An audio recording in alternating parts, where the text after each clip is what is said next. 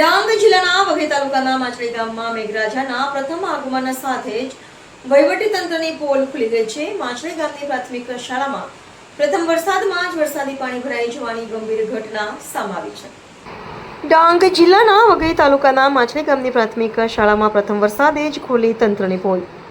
ડાંગ જિલ્લાના વઘઈ તાલુકાના માછલી ગામની પ્રાથમિક શાળામાં પ્રથમ વરસાદ પડતા જ ફરી એકવાર શાળાના પરિસરમાં વરસાદી પાણી ભરાઈ જવાની ઘટના સામે આવી છે.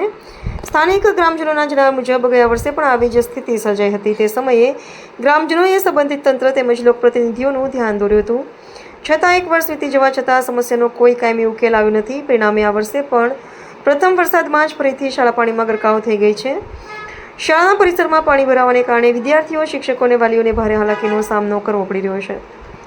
ખાસ કરીને નાના બાળકો માટે શાળામાં આવવું જવું જોખમી બની શકે છે, જેના કારણે વાલીઓમાં પણ ચિંતા જોવા મળી રહી છે. ગ્રામજનોની માંગ છે કે સંબંધિત વિભાગના અધિકારીઓ તાત્કાલિક સ્થળની મુલાકાત લઈ પાણીના નિકાલ માટે કાયમી વ્યવસ્થા કરે, જેથી વિદ્યાર્થીઓને સુરક્ષિત, સ્વચ્છ અને અનુકૂળ શૈક્ષણિક વાતાવરણ મળી રહે.